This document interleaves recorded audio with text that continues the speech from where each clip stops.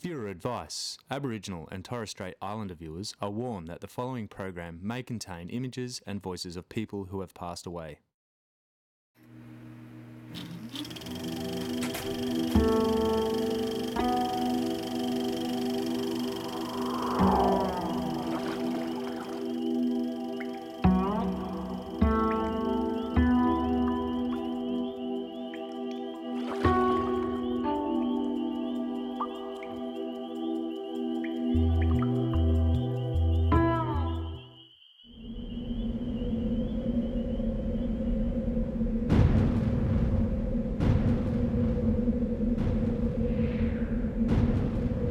The Pilbara province of Western Australia is a vast ancient expanse of the arid Australian continent.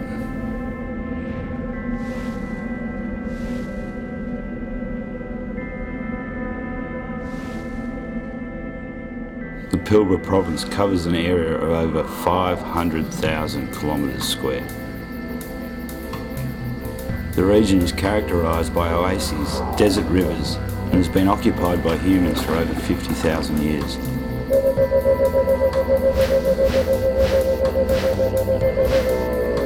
The landscape and its rivers have been over 4 billion years in the making.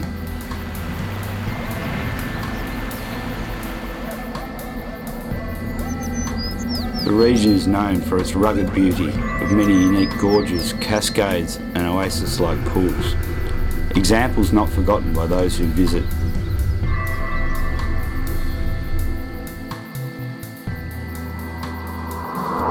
The climate is harsh and defies uniform categorisation, falling somewhere between arid and subtropical to a Mediterranean climate in the south. Like most desert regions, groundwater bubbling up from underground aquifers is vital to the survival of the aquatic fauna.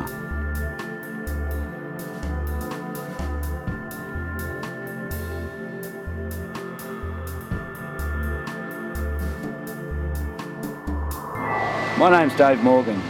I'm a scientist from Murdoch University's Freshwater Fish Group, and I'm going to show you the fishes of the Pilbara.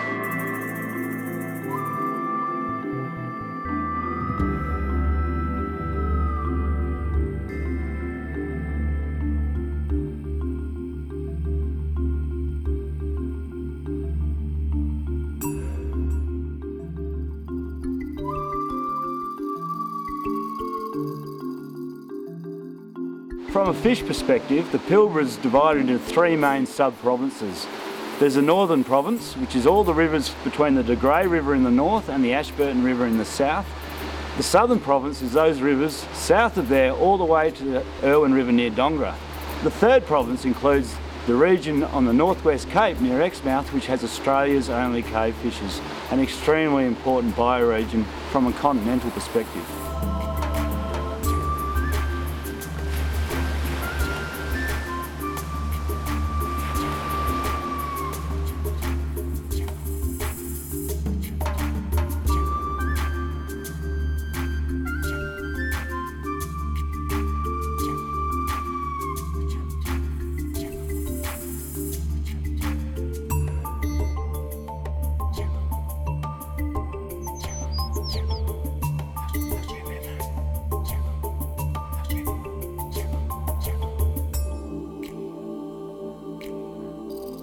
For a fish scientist like me, it's about the monitoring program, the education, which includes involving traditional owners of this land, and the protection of our unique but often unheralded fishes and their habitats.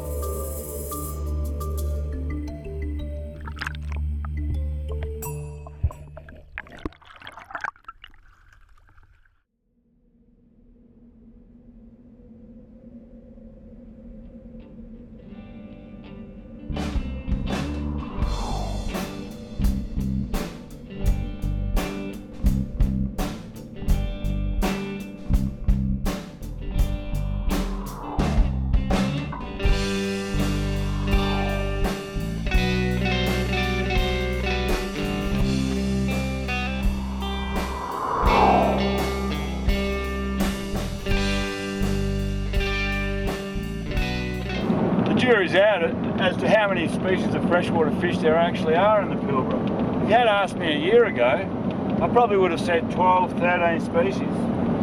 However, in 2013, another species of cavefish was described from Barrow Island. That takes a total of 3 cavefishes. So of the 12 to 13 that I had, we're calling it 14 now, there's 6 endemic fishes. So the number of endemic fishes has grown. We're almost at 50%. Speaking to colleagues over east, they tell me that the bony brim in the Pilbara is distinct to the Kimberley and elsewhere, so it's another new species. So suddenly we've got 14 species with 7 endemics, so 7 species of fish found nowhere else. That's half the fauna. Same colleagues also told me recently that Hurdle's tandown in the Pilbara is a distinct species. So suddenly we're well over 50%, so over half this fauna is found nowhere else in the world. Cutting its way through the heart of the Pilbara is the Fortescue River.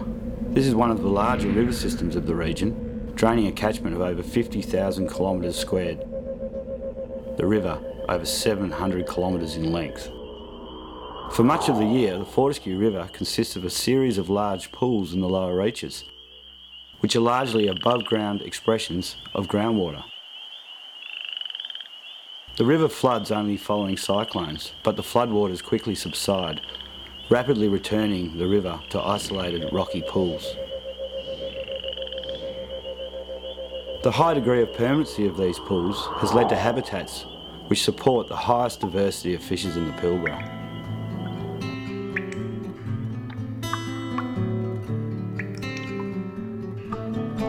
These pools not only support species that are true or obligate freshwater fishes, but they also house species with marine or estuarine stages in their life, as well as hosting a number of vagrant fishes that wander in from the sea or estuary.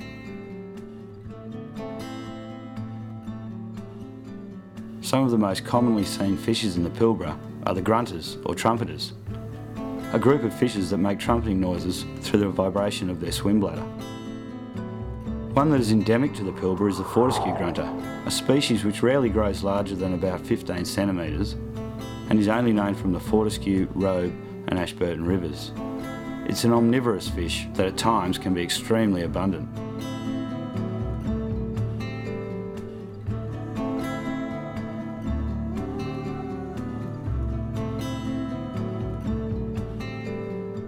A close relative of the Fortescue grunter is the spangled perch.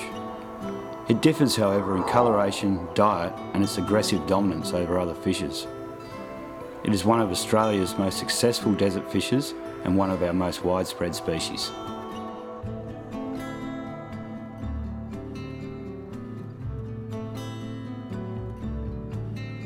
The barred grunter is the smallest of the trumpeters in the Pilbara, and in the lower Fortescue River, it is not unusual to see hybrids between this species and the Fortescue grunter.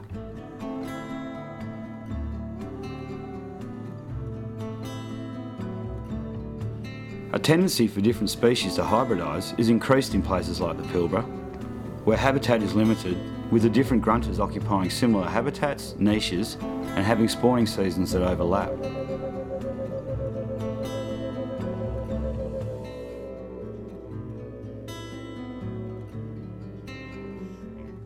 While in small creeks and tributary streams, the spangled perch is a top-order predator. In the larger rivers, fishes such as the mangrove jack and barramundi are at the top of the food chain. This is particularly true in the absence of bull sharks, salties and sawfish. Considered a nocturnal ambush predator, there is no information on its diet in the freshwaters of the Pilbara, but one can assume that it would be dominated by small grunters, rainbow fish, as well as other small fishes.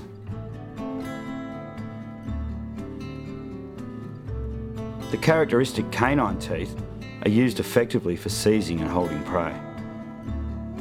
They are common in the more northern rivers of the Pilbara, which they use as a juvenile nursery, but they rarely exceed 50 centimetres in length.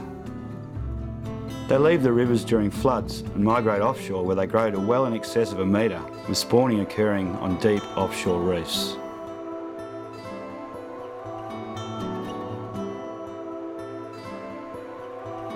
The whip-finned silverbitty and its relative the roach form just some of the occasional sightings of marine vagrants which appear lost in these waters. These include species such as mullet, giant herring, milkfish and scats, just to name a few.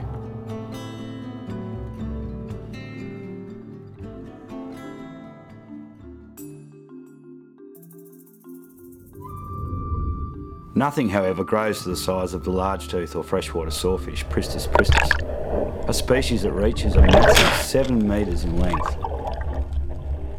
In WA rivers, however, we rarely catch them over 2.5 metres long. They live in rivers for up to 4 or 5 years and leave to mature and breed in the marine environment, where they reach this massive size.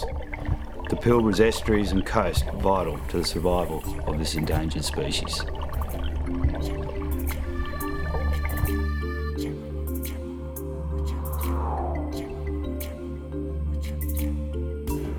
The mention of bull sharks strikes fear into many.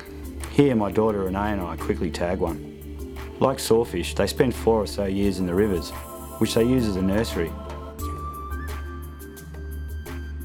In the fresh waters, bull sharks rarely get bigger than 1.5 metres, where they don't seem to pose a danger to anyone.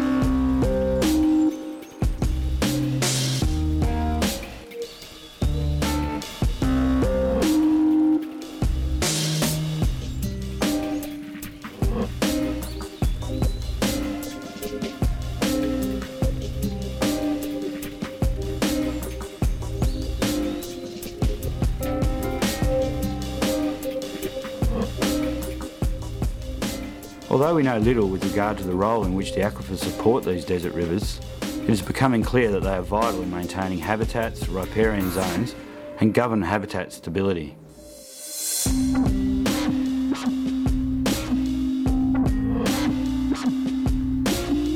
Many of the rivers and sites within the Pilbara are culturally significant. The importance of maintaining healthy rivers not lost on the traditional owners of the area, whose survival in this harsh region was fostered by a great respect for the water and its inhabitants.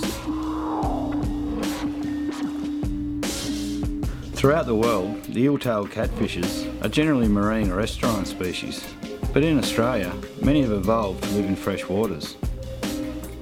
Within the Pilbara, there's Hurdle's tandan and an undescribed species from the Robe River.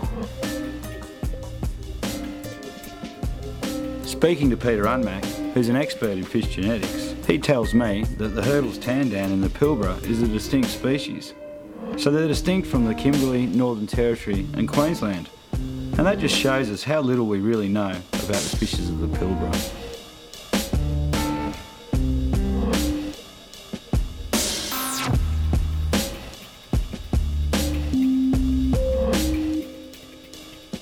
The lesser salmon catfish is widespread throughout the rivers and estuaries of northern Australia, where it often plagues recreational fishes.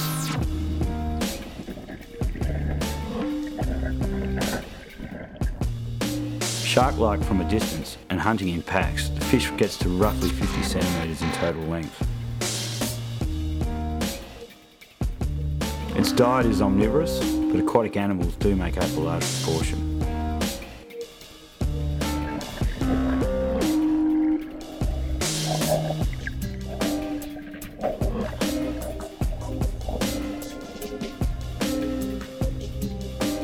The Pilbara bony bream is genetically distinct from populations elsewhere. It is only a matter of time that the Pilbara population is described as a separate species, a similar situation to the eel-tailed catfishes of the Pilbara.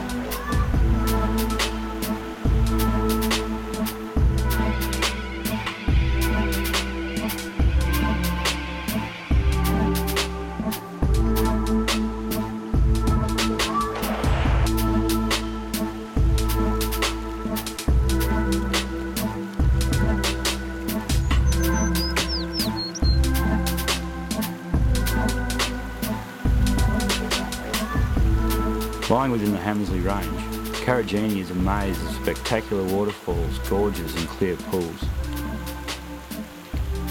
It is Western Australia's second largest national park, covering more than 600,000 hectares of ranges and rock formations that leave lasting impressions on those who visit. The water can be cold, but viewing of fish is often premium. I'm smack bang in the middle in the headwaters of the Fortescue River. This system is one of the most important. It houses a whole host of fishes, but not only that, some of the rocks that I'm sitting on are over 2.5 billion years old. We're just over the ranges. Some of the earth around here is over 4 billion years old. Some of the earliest life on the planet evolved around here. The Pilbara represents the southern distribution of the western rainbow fish, where it is found as far south as the Ashburton River. The Pilbara varieties, however, are uniquely coloured compared to populations elsewhere, and the genetic distinction is no doubt a reflection of their long period of isolation. With the assistance of genetic tools, new species continue to be described, with many new species recently identified but awaiting description.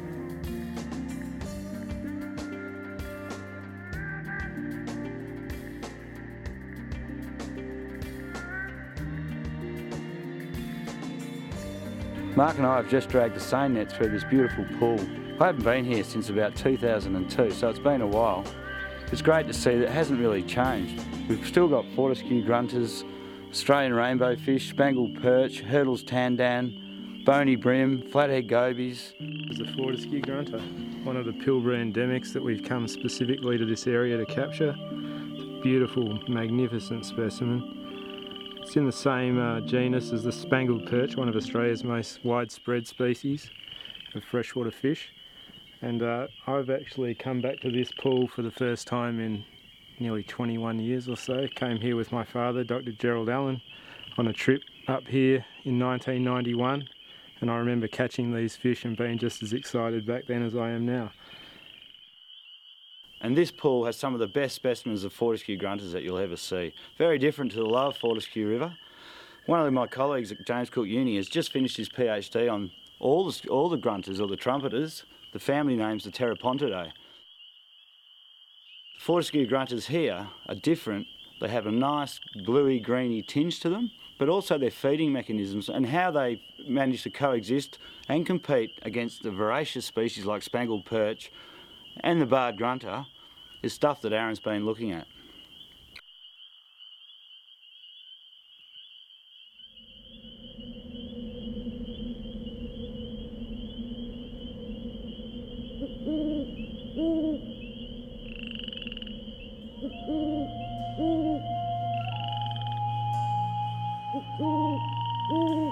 Many species forage at night. The eel-tailed and fork-tailed catfishes are no exceptions. As do barramundi, bull sharks and sawfishes. Another is the empire gudgeon, which seeks refuge amongst complex habitat during the day before foraging on sandbanks at night. Males of the species can be magnificently coloured, and although it is common in estuaries of the Pilbara, it is only occasionally encountered breeding in the fresh waters, generally those that are close to the coast. This is a widespread fish across northern Australia.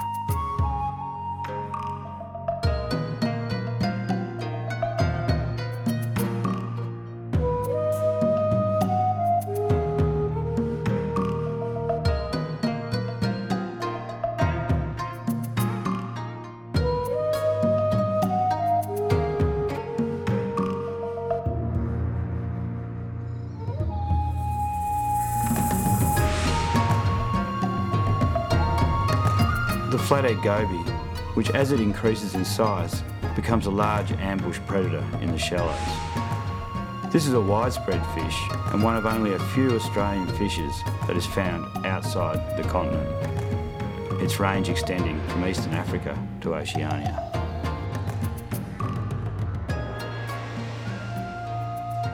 The only truly catagenous fish found in Western Australia is the Indian Short-finned Eel. Catadromy is a form of diadromy, the term that is used to explain a fish's life cycle that involves a transition from freshwater, where the fish spends most of its life, to the marine environment, where the fish spawns. An Indo-Pacific species, there is nothing known about its biology, breeding sites or even habitats, migration patterns or diet in Western Australia. We do know that they grow to over 120 centimetres and probably live for a very long time. They are definitely a top order predator at night.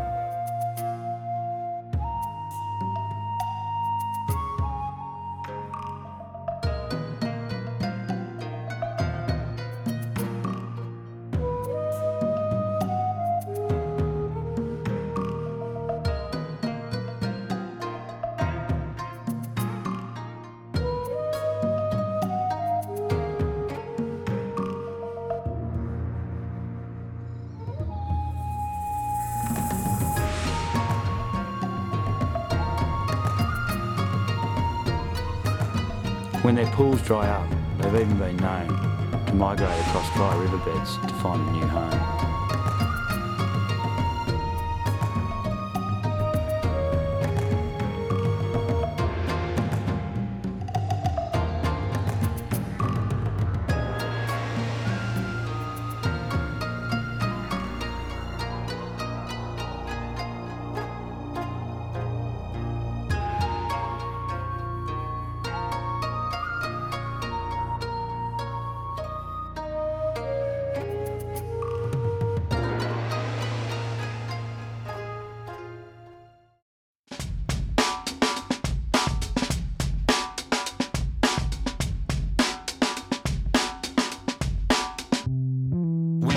Using means ever drastic. See these kids on the streets using terror tactics. Money hungry people choose paper or plastic. Speak up, point the finger, shit, get your ass kicked. The trouble is, there's cash here for few. One hand, they give $1, with the other hand they're taking two. Now picking sides is trying to emphasize a point of view. Pilbara locals, Ray and Murray Kennedy, invited me to visit Roy Hill Station in the upper Fortescue River catchment. Although there was no mention of a flight. What an opportunity to see the headwaters of the Fortescue River from the air, and the Fortescue Marsh, or as I call it, the Kakadu of the Pilbara. The marsh is over 20 kilometres wide at times and 200 k's in length. It's remarkable that we know nothing of the ecology of this part of the system, with only spangled perch reported to occur here. Yet waterbird counts are the highest in Australia. The marsh is bordered by iron ore mines and provides water for cattle.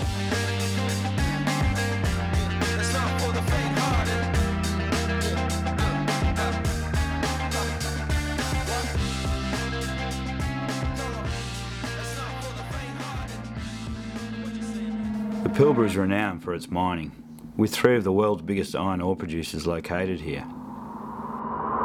While providing a boom for the economy and providing employment to a large number of people, the expansion of mining projects in the Pilbara is increasing the need to explore and develop new water resources.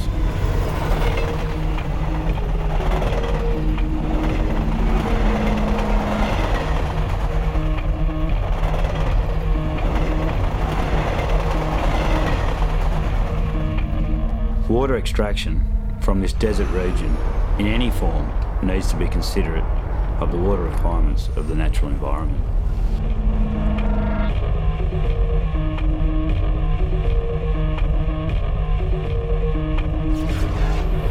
Surface water is scarce, but many of the groundwater reserves are being explored to quench human and industrial thirst.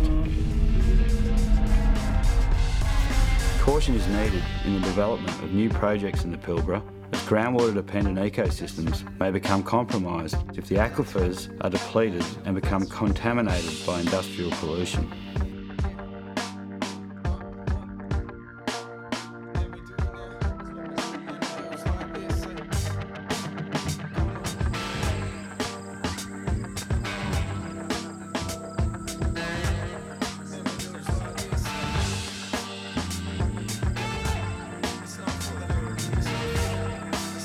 The northern Pilbara is covered by large cattle stations.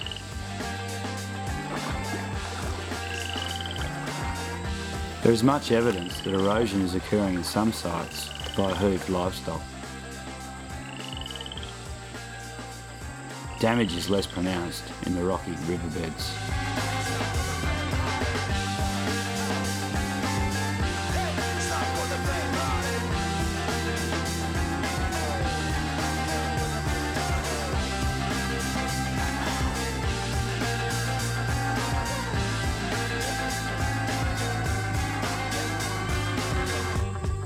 I've had reports that red claw crayfish have been introduced into the Harding River system, so I've teamed up with Dr. Stephen Beattie from Murdoch University to take a look at the situation. So here we are in Harding Dam, and we've got a real problem. This is a red claw crayfish. This thing's thousands of kilometres from home. It's native to northern Queensland and Northern Territory and Papua New Guinea. We think it was introduced here around 8 years ago. First known from WA in the northern province in the Ord about 15 years ago. So there seems to be a bit of a progressive spread. Like most invasive crayfish, these things have an incredible reproductive strategy, which basically means they can reproduce within the first year of life, have multiple broods, an incredible growth rate for a freshwater crayfish, which makes them really popular in the aquaculture industry. It's the third introduced freshwater crayfish that we know of in the Pilbara now.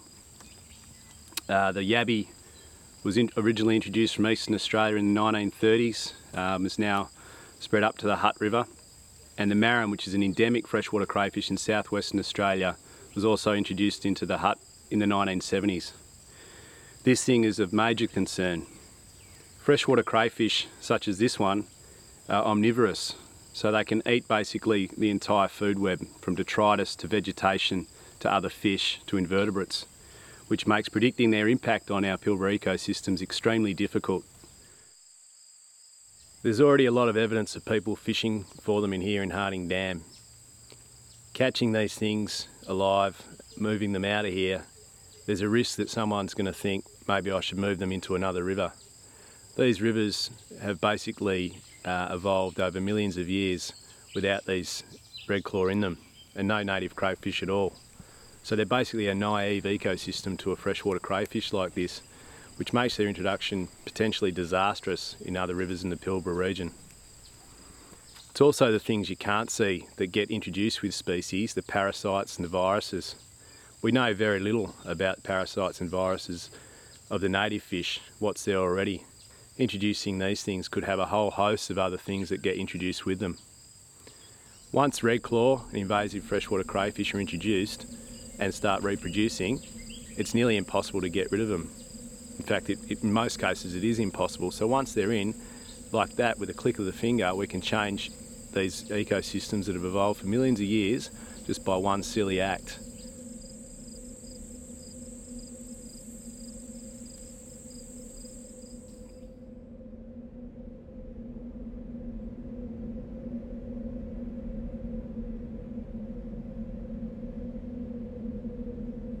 Despite the region's aridity, it lays claim to Western Australia's longest river, the Gascoyne, which at over 800 kilometres in length, its catchment is roughly 80,000 kilometres squared.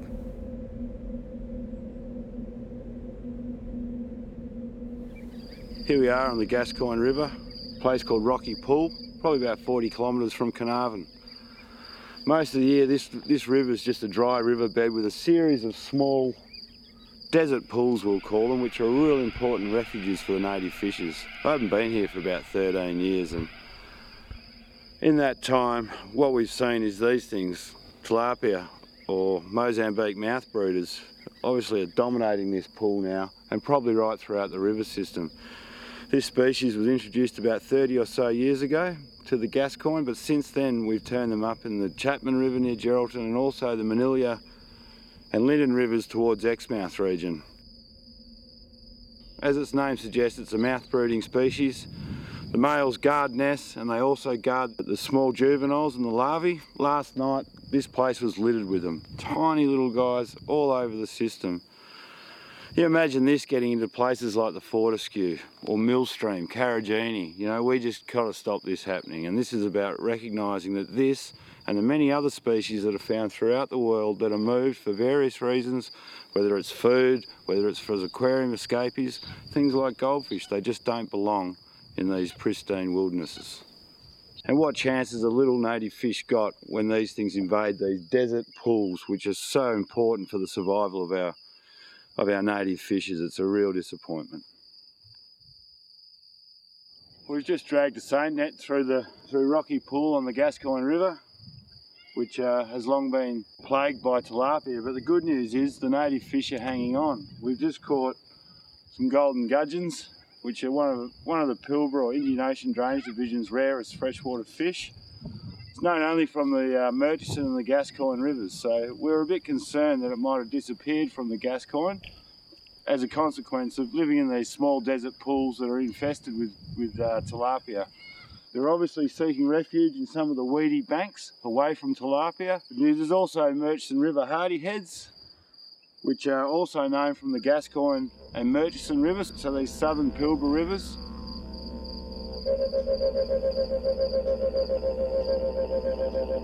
The breathtaking sandstone gorges of the Murchison River in the south. This is the river in which some of the first animals evolved to leave the water and colonise the terrestrial environment. The Murchison River hardyhead is unique in that it is found in both the northern Pilbara and the southern Pilbara, but not in the middle regions. So it's found in the De Grey River in the north of the Pilbara, and in the south it's found in the Murchison, Warramul and Gascoyne rivers. We have also seen hybridisation between spangled perch and the marine yellow-tailed trumpeter, where hybrids are now found as far inland as Meekatharra. In some cases, the hybrids are also reproductively viable.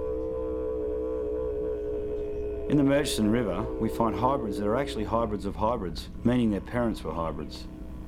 It is thought that secondary salinisation of the Murchison River may have led to the marine species migrating upstream, where they hybridise with the spangly.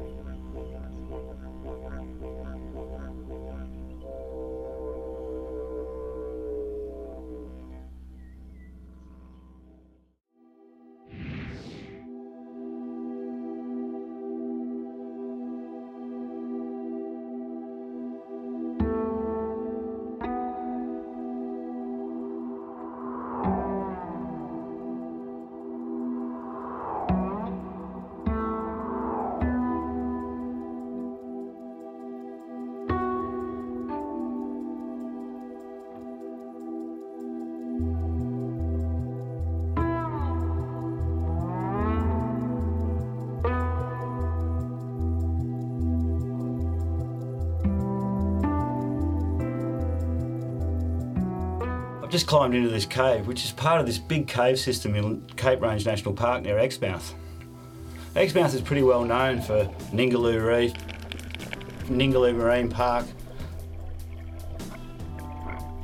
It's fishing, Cape Range National Park, but also the whale sharks, which swim up and down the reef each year and aggregate between March and August.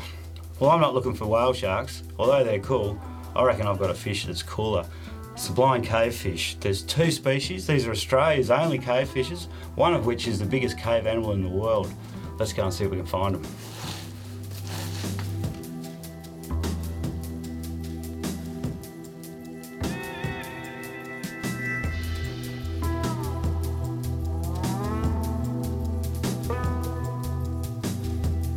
The blind gudgeon was first described in the 1940s. Then in 2013, a second species was discovered on Barrow Island. That's only known from 6 individuals. Finding food and navigating in total darkness is assisted by the presence of a series of sensory papillae which cover their body.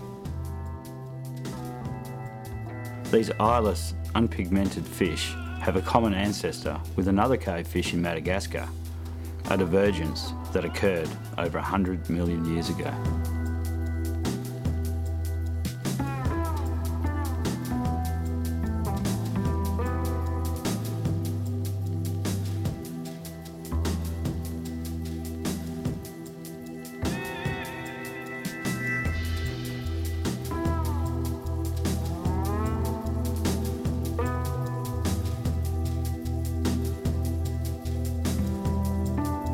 The blind cave eel occurs with both species of blind gudgeons at the Cape Range National Park and on Barrow Island, but they are seldom seen and remain a mystery to most people.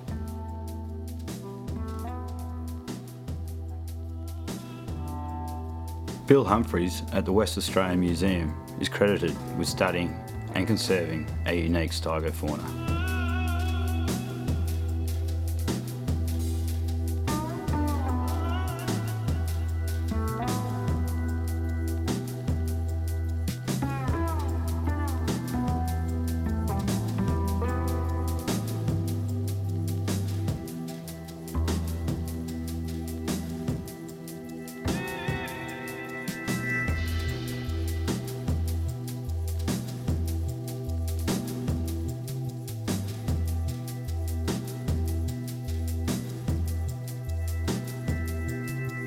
On this journey, we've been to some amazing places, some beautiful places, and we've seen some amazing species of fish. Fish that are found nowhere else. They're only found in the Pilbara.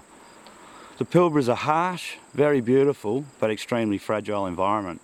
It's now up to us to ensure that these species are protected for future generations. I'd like to leave with you a quote from Gilbert Whitley, the former curator of fishes at the Australian Museum, who in 1945 on Fishes of the Pilbara wrote, "We need the forbearance from introducing foreign types to the detriment of our native fauna."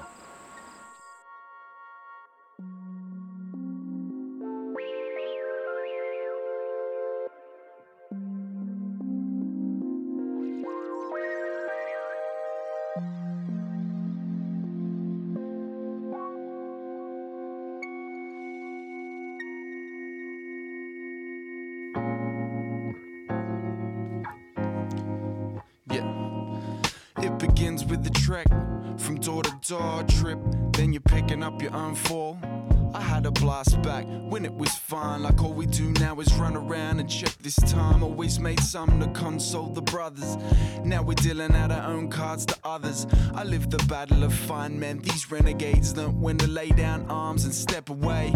Air's fresh a bit, everything emits a sound, plenty of this room to move in, time for getting down. Now we bring the music to the people, so tell me what you bring to the table. We're all one blood here, it's where we done found, so don't lose it. We're all one blood here, so come alive with the sound, so use it. We're all one blood here, it's where we done found, so don't lose it. We're all one blood here, so come alive with the sound, so use it.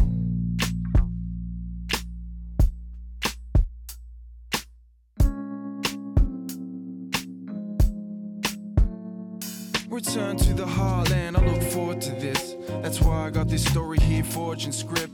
Blood hards the dust, but some of us lay. Fight to the last death that takes breath to exhale. Band together, who's left and hobble home. Memorize every last crack in the cobblestone. Hillside abodes, cradle kings and queens.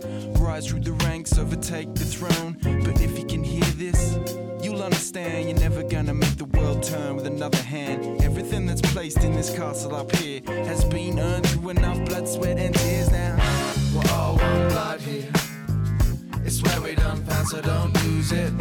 We're all one blood here. So come alive with the sound, so use it. We're all one blood here. It's where we done found, so don't lose it. We're all one blood here. So come alive with the sound, so use it.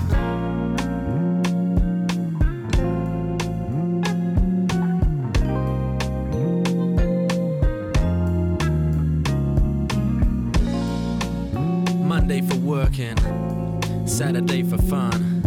Those were the days when your neighbours knew your name, and everyone would catch up just to watch the game. Just as often had my friend's mum making my sandwiches. Totally changes what your concept of a family is. So familiar, I feel it in my soul when I leave. It's all good, you just remember where you're from. The stomping ground, the first lessons ever learned, the first romance ever burned, the hardships that occurred.